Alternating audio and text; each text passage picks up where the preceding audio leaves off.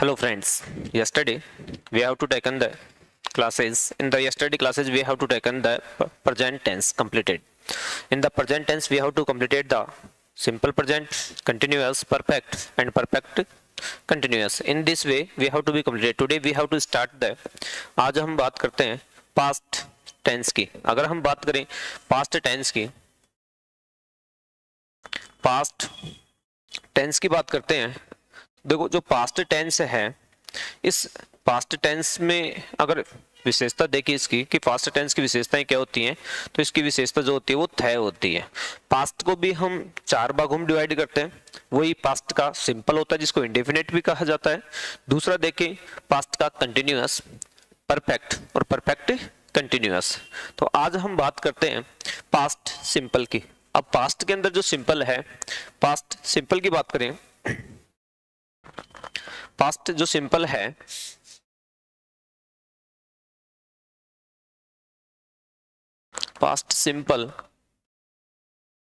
Past simple की बात करते हैं कि पास्ट जो सिंपल है उसकी पहचान देखिए, ताथा तीथी तेथे। पहचान जो है इसकी, पहचान है ताथा तीथी तेथे, ये इसकी पहचान है। अब दूसरी इसकी बात करें कि हेल्पिंग वर्ब क्या होती है। हेल्पिंग वर्ब में अगर देखें अपन, तो यहाँ जो हेल्पिंग वर्ब है वो आती है डिड। और जब भी हम डिड का प्रयोग करेंगे तो वर्ब की फर्स्ट फॉर्म का, जब भी हम डिड का प्रयोग करते हैं तो हमेशा वर्ब की फर्स्ट फॉर्म का प्रयोग किया जाता है। डिड कब प्रयोग होता है? जब वाक्य क्या हो, पर्सनवाचक वह नकारात्मक, जब वाक्य प्रश्नवाचक व नकारात्मक हो तो डिड का प्रयोग करेंगे। तो हो तो डिड का प्रयोग करेंगे और डिड के साथ वर्ब की फर्स्ट फॉर्म आती है। यह है, लेकिन वो कब आती है? जब हम किसका प्रयोग करते हैं? वाक्य प्रश्नवाचक हो या फिर नकारात्मक हो। ऐसी स्थिति के अंदर हम हमेशा डिड का प्रयोग करेंगे, और डिड का प्रयोग करेंगे तो हमेशा वर्ब की फर्स्ट फॉर्म ही आती है। अब जो दूसरी बात आती है यहाँ पर कि मेन वर्ब कौन सी आएगी। यहाँ मेन वर्ब जो है वर्ब की सेकंड फॉर्म का प्रयोग किया जाता है। यहाँ मेन वर्ब जो है वो हमेशा वर्ब की सेकंड फॉर्म का ही प्रयोग किया जाता है, क्योंकि यहाँ वर्ब की जो सेकंड फॉर्म है वो सिंगुलर और प्लूरल सभी के साथ में आती है। यानी कि ये कह सकते हैं हम कि यहाँ पर कि यहाँ जरूरी नहीं है कि अपन डिड का प्रयोग करें, तो साधारण में भी नहीं, ऐसा कभी नहीं होता। डिड जो है वो खुद भी एक मेन वर्ब है और ये सेकंड फॉर्म के रूप में काम करती है। लेकिन जब भी हम नेगेटिव और इंट्रोगेटिव सेंटेंस में प्रयोग करेंगे इसका, डिड का, तो इनके साथ में हमेशा वर्ब की फर्स्ट फॉर्म आएगी। अन्यथा सिंपल सेंटेंसेस में हमेशा किसकी आएगी? वर्ब की सेकंड फॉर्म। जैसे एग्जांपल के तौर पे देखते हैं, एग्जांपल देखिए यहाँ पर, इसमें देखो जैसे एग्जांपल देखो, पहले लेते हैं नेगेटिव को। She did not cut the trees. अब यहां देखो ये कैसा सेंटेंस है? नेगेटिव है। नेगेटिव है तो हमने किसका प्रयोग किया? डिड नॉट का प्रयोग किया। अब इंट्रोगेटिव बनाएंगे इसको, did she cut the trees. ये हो गया किसकी बात? इंट्रोगेटिव की। ये है इंट्रोगेटिव। अब यहाँ डिड का प्रयोग किया तो हमने यहाँ वर्ब की फर्स्ट फॉर्म का प्रयोग किया है। दूसरा अगर देखना चाहिए, अब इसको साधारण वाक्य में लिखेंगे तो कैसे लिखेंगे? She cut the trees, she cut the trees. ये किसकी बात हो गई? ये हो गई हमारे सिंपल सेंटेंस की। अगर इसको देखें तो ये कैसा है? नेगेटिव है, नकारात्मक है। ये कैसा है? प्रश्नवाचक है। और ये कैसा है? साधारण वाक्य है। तो बात समझ में आ गई होगी कि जब भी हम किसका इंट्रोगेटिव नेगेटिव में प्रयोग करेंगे तो हमेशा इंट्रोगेटिव और नेगेटिव दोनों में किसका प्रयोग किया जाएगा? डिड का। डिड के साथ में हमेशा वर्ब के फर्स्ट फॉर्म का प्रयोग करते हैं। अगर दूसरा देखना चाहिए यहाँ पर, अब जैसे दूसरा देखते हैं अपन, सी टुक टी, सी टुक टी, ये सेंटेंस है, किस में है, वर्ब की सेकंड फॉर्म में। अगर इसको देखोगे आप तो यहाँ क्या है, वर्ब की सेकंड फॉर्म, और वर्ब की सेकंड फॉर्म होने की वजह से, वर्ब की सेकंड फॉर्म होने की वजह से हमने यहाँ डायरेक्ट ले लिया, तो इसको साधारण वाक्य कहा हमने। लेकिन अब अगर बात करें अपन इसको इंट्रोगेटिव बनाने की, तो अगर इंट्रोगेटिव नेगेटिव बनाते हैं इसको, सबसे पहले नेगेटिव बनाएंगे तो सी डिड नॉट टेक टी, ये क्या हो गया, नेगेटिव सेंटेंस हो गया। क्यों, क्योंकि यहां हमने किसका प्रयोग किया, डिड का प्रयोग किया, और डिड के साथ में यहां कौन सी फॉर्म ली, वर्ब की फर्स्ट फॉर्म ली। अगर इसी को हम इंट्रोगेटिव बनाते हैं तो इंट्रोगेटिव बनाएंगे तो कौन सी फॉर्म आएगी, वर्ब की सेकंड फॉर्म। और वर्ब की सेकंड फॉर्म कैसे होगी, अगर लिखें इसको डिड सी, ये होगा ना, डिड सी, यानी कि हेल्पिंग वर्ब को बाहर रखेंगे, और हेल्पिंग वर्ब को बाहर रखें तो did she tag T, did she tag T, ये कौन सा हो गया हमारा, अगर बात करते हैं अपन, ये हो गया इंट्रोगेटिव, यानी कि ये साधारण था, ये नेगेटिव था, और ये इंट्रोगेटिव है। तीनों में जो डिफरेंस है, यानी इस प्रकार से हम इनका प्रयोग करते हैं। अब बात आ जाती है, मैंने आपको परफेक्ट टेंस बताया था, और इस परफेक्ट टेंस के अंदर जो हमने नोटिस किया था, ये किया था कि जब हम पास्ट में हुए किसी कार्य का टाइम बताते हैं तो पास्ट सिंपल का प्रयोग करते हैं, लेकिन अगर क्या बताना हो, रिजल्ट बताना हो, तो रिजल्ट बताने के लिए हम हमेशा किसका, परफेक्ट का प्रयोग करते हैं।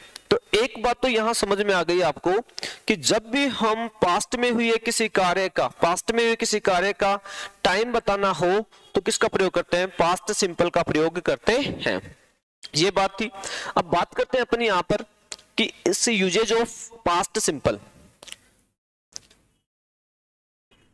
Usage of past simple, usage of past simple, usage of past simple की बात करते हैं तो यूजेज ऑफ पास्ट सिंपल के अंदर जो मुख्य बात आती है वो ये आती है कि इनका प्रयोग कहां, किस तरीके से, कैसे किया जाता है। देखने की बात यह है अपने सामने, इनको देखते हैं। तो सबसे पहले देखें पास्ट सिंपल का जो प्रयोग है, पास्ट सिंपल का जो प्रयोग है, मैंने भी बताया कि पास्ट में किसी कार्य का टाइम बताने के लिए, इसमें देखिए पहला है पास्ट में हुए किसी कार्य का, पास्ट में हुए किसी कार्य का टाइम बताने के लिए, पास्ट में हुए किसी कार्य का टाइम बताने के लिए सिंपल पास्ट का प्रयोग किया जाता है, सिंपल पास्ट का प्रयोग किया जाता है। पास्ट में हुए किसी कार्य का टाइम बताने के लिए सिंपल पास्ट का प्रयोग किया जाता है। पहली बात जो ये है, रूल्स ये है, और इसके अकॉर्डिंग अपन ऐसा करते हैं। दूसरा, अब जो देखने की जो मुख्य बात आती है वो ये आती है कि पास्ट में कैसे, पास्ट में किसी कार्य का टाइम बताने के लिए सिंपल पास्ट का प्रयोग। जैसे मैंने आपको एग्जांपल दिया था एक, अगर इसका एग्जांपल देखें यहां पर अपन, तो देखो एग्जांपल जो होगा इसका, जैसे आई सा the Taj Mahal, I saw the Taj Mahal in 2012. It means I saw the Taj Mahal in 2012. अब देखने की बात यह है कि ये कार्य जो है वो किस में हुआ, पास्ट में हुआ, और पास्ट में कार्य का क्या बता रहे हैं हम यहाँ पर, ये टाइम बता रहे हैं कि मैंने कब देखा उसको। तो पास्ट में किसी भी कार्य का टाइम बताने के लिए हम किसका प्रयोग करते हैं, पास्ट सिंपल का प्रयोग करते हैं। अब दूसरी बात यह आती है कि ये जो है किसी ना किसी एडवर्ब के साथ में, इनके साथ में प्रयोग किया जाता है। एडवर्ब, पास्ट टाइम एडवर्ब, इसका जो दूसरा रूल है, फर्स्ट मैंने आपको बताया रूल ये है, दूसरा रूल की बात करते हैं इसके, जो दूसरा रूल है इसका,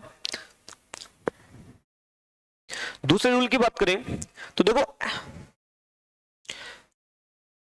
past time adverb, past time adverb, भूतकालिक समय बोधक जो हैं उनका प्रयोग कैसे और किस आधार पर करते हैं, पास्ट टाइम एडवर्ब्स का बात करते हैं। तो जो पास्ट टाइम एडवर्ब हैं वो कैसे हैं, किस आधार पे हैं, उनको देखते हैं कौन कौन सी हैं। देखो यस्टरडे है, यस्टरडे है, अगो है, लास्ट है, लास्ट के साथ में लास्ट नाइट हो गया, जैसे लास्ट के साथ में बात करें, last night, last Monday, last year, last month, last day, ये ऐसे हैं जिनका प्रयोग हम लास्ट के साथ में करते हैं। तो ये है यस्टरडे है, अगो है, लास्ट है, नाइट है, मंडे है, ईयर है, मंथ है, डे है। इसके अलावा देखिए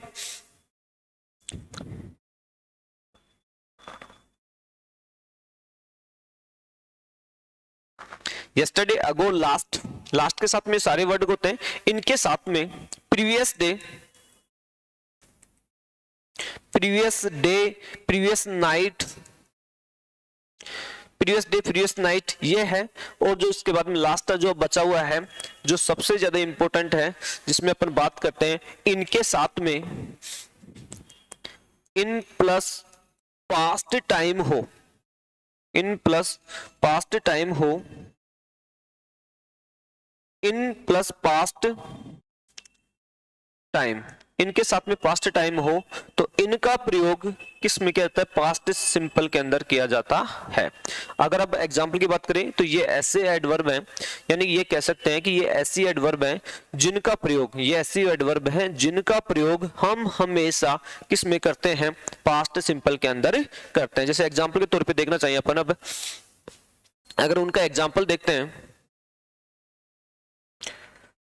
आई met him yesterday, I met him yesterday। दूसरा एग्जाम्पल देखना चाहिए यहां पर, they did it last night, they did it last night। अब यहाँ दोनों में तो देखने की बात आती हुई आती है कि यहाँ देखो लास्ट के साथ में नाइट है और यहाँ क्या है? यस्टरडे है। यानी कुल मिला के ये कह सकते हैं कि जब भी एडवर्ब पास्ट की हो तो हम हमेशा, यहाँ देखो मेट सेकंड फॉर्म है और यहाँ देखोगे तो डिड, क्योंकि ये जो डिड है, जो डिड है, डू, डिड, डन, ये फॉर्म होते हैं। डू, डिड, डन जो है ये वर्ब की तीनों फॉर्म होते हैं और तीनों फॉर्म का इसी रूप में प्रयोग किया जाता है। ये हो गई हमारी किसकी बात? इसकी बात। अब दूसरा रूल देखते हैं जिसमें मैंने आपको बताया, एक तो पहला रूल से मैंने बता दिया कि इनके एडवर्ब के साथ में हम इनके साथ में इनका प्रयोग करते हैं। दूसरा देखें कि पास्ट की हैबिट्स को बताने के लिए नेक्स्ट जो इसका रूल है, नेक्स्ट रूल की बात करते हैं अपन। तो जो नेक्स्ट इसका रूल है, पास्ट की हैबिट्स को, पास्ट की हैबिट्स को बताने के लिए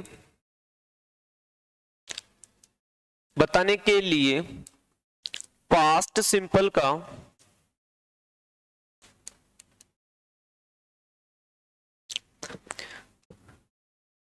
प्रयोग किया जाता है।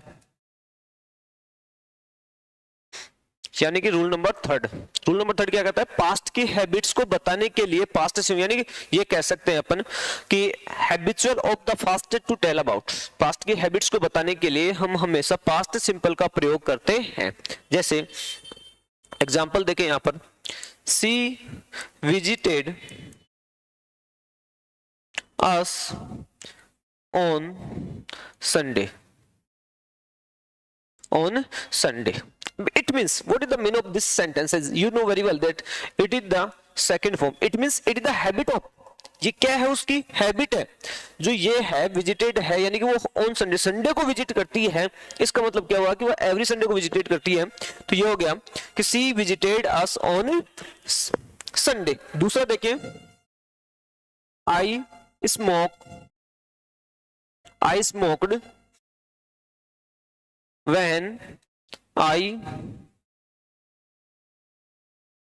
when I in Bombay। When I in Bombay, कि जब मैं बॉम्बे में था तब। I smoked when I in Bombay, I was in Bombay, I was in Bombay, यानी कि मैं जब बॉम्बे में था तब मैं इसमें। अब ये क्या है कि मैं मेरी पास्ट की हैबिट्स को बताने के लिए यहां मैंने किसका प्रयोग किया है, वर्ब की सेकंड फॉर्म का प्रयोग किया है। तो कुल मिला के कह सकते हैं कि पास्ट की हैबिट्स को बताने के लिए पास्ट सिंपल का प्रयोग किया जाता है। दूसरा आप देखें यहां पर किसका प्रयोग कहां किस आधार पे होता है, तो कंडीशनल सेंटेंसेस में। नेक्स्ट जो रूल नंबर 4 देखें अपन, रूल नंबर 4 ये कहता है कंडीशनल सेंटेंस में, कंडीशनल जो सेंटेंस होते हैं, शर्त वाले वाक्य, कंडीशनल सेंटेंसेस, कंडीशनल शर्त वाले वाक्य, शर्त वाले वाक्य में, शर्त वाले वाक्य में भी इनका प्रयोग किया जाता है। जो शर्त वाले वाक्य होते हैं उनमें भी, यानी कंडीशनल। अब कंडीशनल सेंटेंस कितने प्रकार के होते हैं और कौन कौन से होते हैं, मुख्य बात आती है कंडीशनल जो सेंटेंस होते हैं वो कितने प्रकार के होते हैं, कौन कौन से होते हैं। देखा जाए तो कंडीशनल सेंटेंस 3 प्रकार के हो गए, प्रेजेंट का हो गया, पास्ट का हो गया और पास्ट पार्टिसिपल जो होता है उसका हो गया। कौन कौन से किस तरीके से होते हैं इनकी बात करते हैं अपन। अब देखो कंडीशनल सेंटेंसेस कैसे, कि जैसे इनमें कंडीशनल सेंटेंसेस में केवल कल्पना की जाती है। जो कंडीशनल सेंटेंसेस होते हैं उनमें केवल कोरी कल्पना की जाती है और इनका कोई भी परिणाम नहीं निकलता है, कि केवल यहां हम कल्पना करते हैं कि यदि ऐसा होता तो ऐसा कर पाता। जैसे एग्जांपल के तौर पे देखें, if I were A bird, if I were a bird, I would fly in the sky. I would fly in the sky. I would fly in the sky. I would fly in the sky. इसका मतलब क्या हुआ कि if I were a bird, यदि मैं एक bird होता तो ये होता, यानी कि अगर देखा जाए तो परिणाम तो फ्यूचर का सोचते हैं, लेकिन इसमें परिणाम जो है वो कुछ भी नहीं निकलता है। If I were a bird, I would fly in the sky. अब इसका देखो रूल्स क्या है, फॉर्मूला क्या है, कि यदि if के साथ में, यदि if के साथ में, यदि इफ के साथ में पास्ट सिंपल हो, पास्ट सिंपल हो तो दूसरे वाक्य में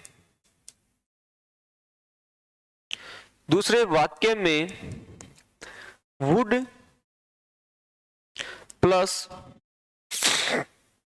वर्ब की फर्स्ट फॉर्म का प्रयोग किया जाता है, यानी यदि इफ के साथ में पास्ट सिंपल हो। अब इफ के साथ में देखें तो पास्ट सिंपल है, वाज और वर का प्रयोग किया था पास्ट सिंपल के रूप में, सिंपल हो तो दूसरे वाक्य में वुड प्लस वर्ब की फर्स्ट फॉर्म का प्रयोग किया जाता है, यानी दूसरा जो वाक्य होगा उसमें वुड प्लस वर्ब की फर्स्ट फॉर्म का क्या करते हैं हम प्रयोग करते हैं। जैसे एग्जांपल के तौर पे यहां देखा हमने, यहां क्या है, पास्ट सिंपल है, ये क्या है, पास्ट सिंपल है। तो जो दूसरा वाक्य है वो हमने देखा किसमें, वुड प्लस वर्ब की फर्स्ट फॉर्म, आप देखोगे तो इस रूप में होता है। तो यानी कि पास्ट सिंपल का जो प्रयोग है वो कंडीशनल सेंटेंसेस में किया जाता है। और कंडीशनल सेंटेंसेस कौन से, किस तरीके के कंडीशनल सेंटेंसेस, जिसमें केवल कोरी कल्पना की जाती है, जिसमें केवल और केवल कोरी कल्पना की जाती है। तो कोरी कल्पना के लिए हम हमेशा किसका प्रयोग करते हैं, पास्ट सिंपल का प्रयोग करते हैं। नेक्स्ट रूल की बात करते हैं, रूल नंबर 5 जो है उसकी बात करें तो देखो जो इसका है, रूल नंबर 5 की बात करते हैं तो इसका जो प्रयोग है कुछ फ्रेजेज के साथ में किया जाता है, कुछ फ्रेजेज के साथ में। It is used with some phrases, it is use with some phrases के साथ में, यानी कुछ फ्रेजेज के साथ में किया जाता है। अब कुछ फ्रेजेज कैसे, सच है कौन कौन से, देखो I wish, I would rather, I wish, I would rather, as if, only if, only if, I wish है, I would rather, as if है, ओनली इफ है, ये ऐसी है।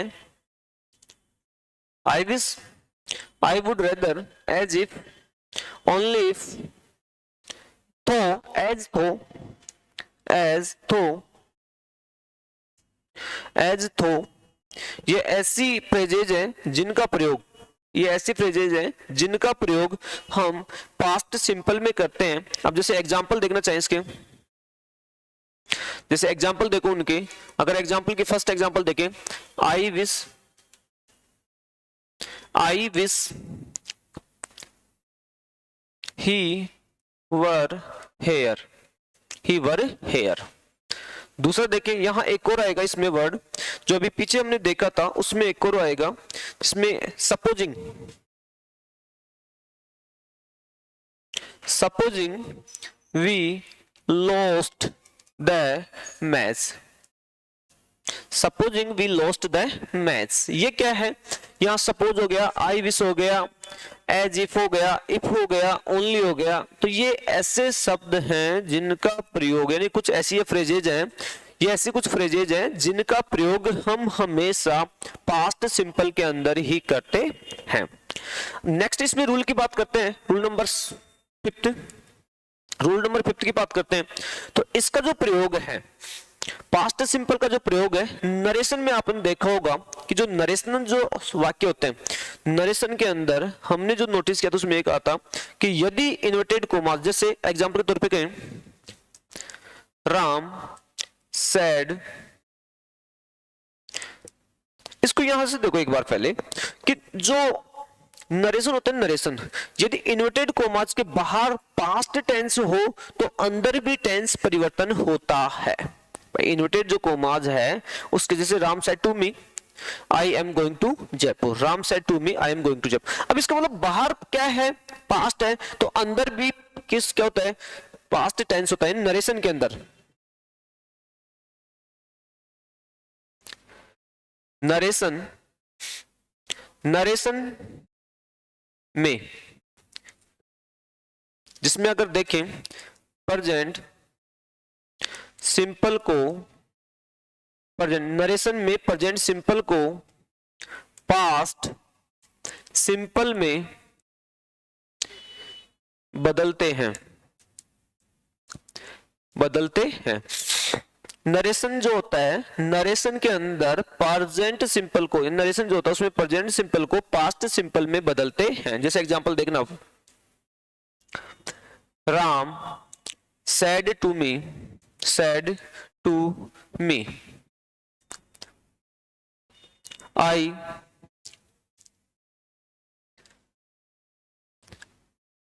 Take tea, I take tea, ये sentence I take tea, Ram said to me I take tea. तो Ram told me that, I है first person है ना, किसके अनुसार, राम के अनुसार, तो क्या हो जाएगा, राम के अनुसार तो क्या हो जाएगा, ही, ही टेक है। अभी मैंने क्या बताया, प्रेजेंट सिंपल को किस में बदलते हैं, पास्ट सिंपल में बदलते हैं, यानी वर्ब की फर्स्ट फॉर्म हो तो उसको हम बदलते हैं किसमें, वर्ब की सेकंड फॉर्म में। तो यहां क्या हो जाएगा, Ram told me that he क्या हो जाएगा, टुक टी, ही टुक टी, ये हो गया।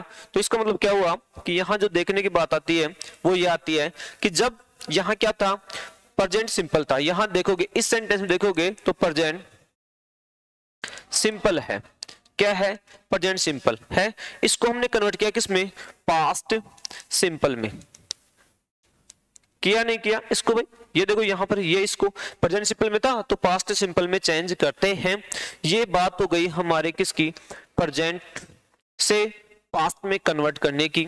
अब बात करते हैं अपने यहां पर कि जो सेंटेंसेज होते हैं, जिसके अभी मैंने आपको बताया है कि किस आधार पे कैसे कैसे, सबसे पहले मैंने बताया कि इसके अंदर जो हेल्पिंग वर्ब होती है वो डिड का प्रयोग होता है, और जब भी हम डिड का प्रयोग करेंगे तो हमेशा वर्ब की फर्स्ट फॉर्म का प्रयोग करेंगे। बात ये आती है कि डिड का प्रयोग कहाँ करते हैं, डिड का प्रयोग जो है वो किया जाता है किसके साथ, जब सेंटेंस नेगेटिव हो या फिर सेंटेंस इंट्रोगेटिव हो तो उनमें डिड का प्रयोग करते हैं। दूसरा मैंने बताया अन्यथा हम साधारण वाक्य में हमेशा सिंपल जो वाक्य होते हैं उनमें हमेशा डायरेक्टली वर्ब की सेकंड फॉर्म का ही प्रयोग करते हैं। यहाँ जो डायरेक्टली है वो वर्ब की सेकंड फॉर्म का ही प्रयोग किया जाता है, कभी भी इनमें यानी कि ये कह सकते हैं थर्ड का या फिर फर्स्ट फॉर्म का प्रयोग नहीं होता है।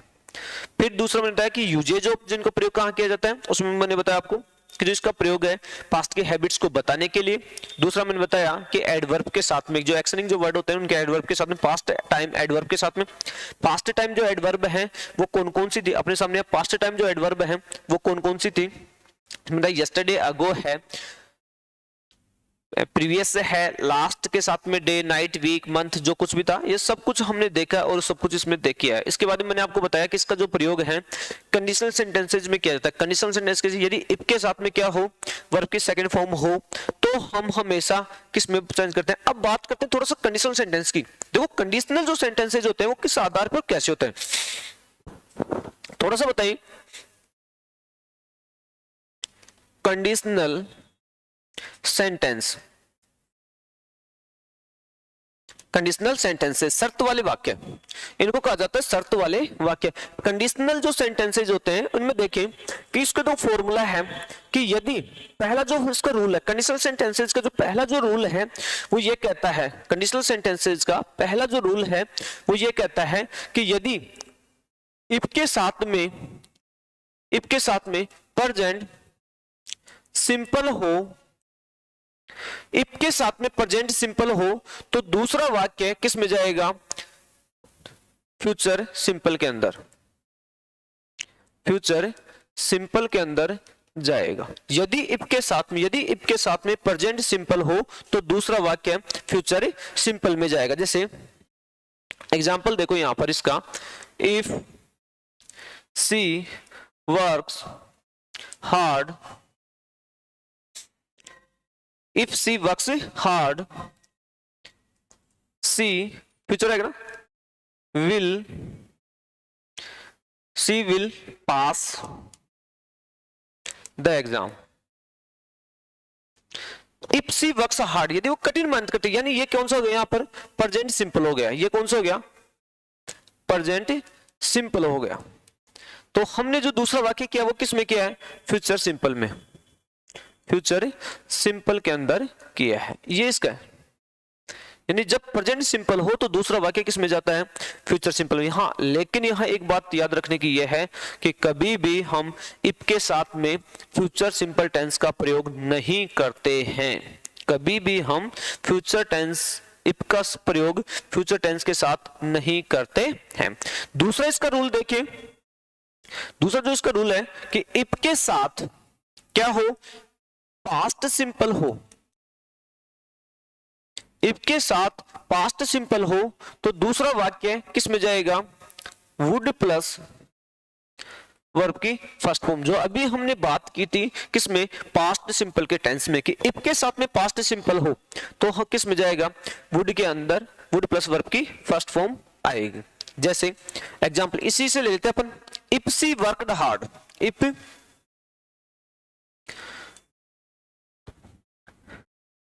if she worked hard, if she worked hard, she would pass the exam, she would pass the exam। if she worked hard, यदि वो क्या करती है, अब देखो यहां पर देखोगे तो क्या है, वर्ब की सेकंड फॉर्म है, तो हमने किस में चेंज किया इसको, वुड प्लस वर्ब की फर्स्ट फॉर्म आएगी। तो ये क्या है, रूल्स दूसरा है। दूसरा इसमें देखोगे आप एग्जांपल, दूसरा एग्जांपल देखोगे तो देखो दूसरा एग्जांपल जो है यहां देखने की बात ये आती है कि इफ के साथ में, if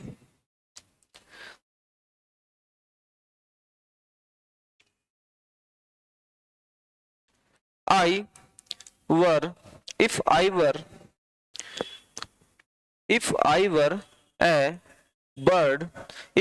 a bird, I would fly in the sky। यहां बात ये आ जाती है, अब देख जो मुख्य बात आ जाती है दूसरा सेंटेंस, इसमें देखने की बात यह है कि यदि हम कोरी कल्पना करते हैं, यदि हम कोरी कल्पना करते हैं तो कोरी कल्पना के साथ में हमेशा वर का ही प्रयोग किया जाता है। कोरी कल्पना के लिए, केवल इमेजिन के लिए, कोरी कल्पना के लिए, कोरी कल्पना करते हैं तो कोरी कल्पना के लिए हमेशा वर का ही प्रयोग किया जाता है। यानी ये कह सकते हैं कोरी कल्पना के लिए वर का प्रयोग किया जाता है। कोरी कल्पना के लिए वर का प्रयोग किया जाता है, वोज का प्रयोग यहां हम नहीं करते हैं, जैसा कि मैंने अभी एग्जांपल में बताया। तीसरा, अगर इसके रूल्स की बात करते हैं, तीसरा जो इसका रूल्स था, इस तीसरे रूल्स की यदि हम बात करते हैं तो देखो जो तीसरा रूल है वो कैसे और किस आधार पे होता है, किस तरीके से होता है। अगर तीसरे रूल की बात देखते हैं यहां पर, तो देखो तीसरा जो था, इफ के साथ में, इफ के साथ में क्या हो, यदि इफ के साथ में, यदि इफ के साथ में क्या हो, इफ के साथ में पास्ट परफेक्ट हो, इफ के साथ में पास्ट परफेक्ट हो, इफ के साथ में पास्ट परफेक्ट हो, तो दूसरा सेंटेंस, इफ के साथ में यदि पास्ट परफेक्ट हो तो दूसरा सेंटेंस किसमें जाएगा, would plus, would have plus verb की थर्ड फॉर्म, जिसको अपन मॉडल परफेक्टिव रूप कहते हैं। इसको क्या कहते हैं, मॉडल परफेक्टिव रूप कहते हैं। यानी कुल मिला के कह सकते हैं कि ये इफ के साथ में पास्ट परफेक्ट हो तो वो जाएगा, जैसे if she had, if she had worked hard, दूसरा किसमें जाएगा, she would have, she would have passed the exam, she would have passed the exam, she would have passed the exam। यानी कुल मिला के ये कह सकते हैं अपन कि जो ये है, जो ये है कि हैड प्लस वर्ब की थर्ड फॉर्म हो तो हमेशा वुड हैव लगाते हैं अपन, हेड प्लस वर्ब की थर्ड फॉर्म हो तो हमेशा वुड हैव लगाते हैं।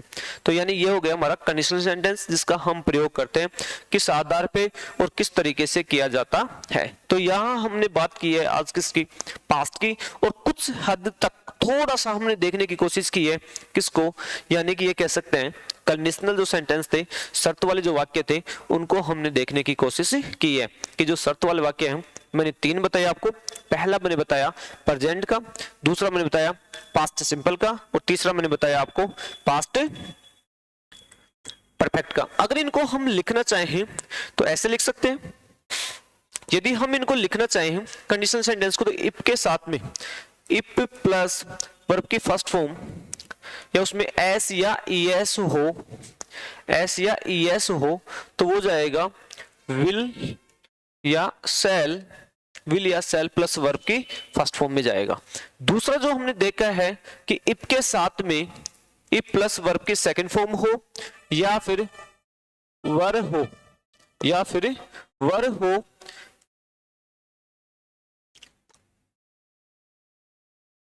इफ के साथ में वर्ब की सेकंड फॉर्म या वर हो तो वो जाएगा किसके अंदर, वुड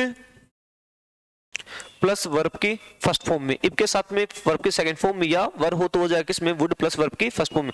तीसरा जो हमने देखा है वो देखा है कि इफ के साथ में क्या हो, इफ के साथ में हैड प्लस वर्ब की थर्ड फॉर्म हो तो वो जाएगा वुड हैव प्लस वर्ब की थर्ड फॉर्म, इनमें जाता है और इस तरीके से हम करते हैं। ये हमने देखा है कि इफ के जो तीनों नियम थे यहां मैंने आपको शॉर्ट में लिख दिया है किस तरीके से, कैसे और हम वो करते हैं। यहाँ जो देखने की बात आती है कि हमने तीनों का प्रयोग किया है कि कैसे कैसे किस तरीके से इफ के कंडीशनल सेंटेंस हो जाते हैं। अब जो बात है वो करेंगे हम किसकी, प्रेजेंट कंटिन्यूअस की।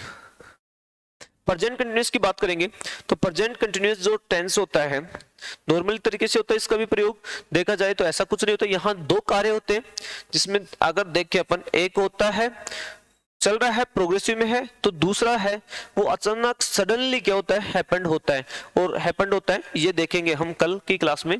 Thank you.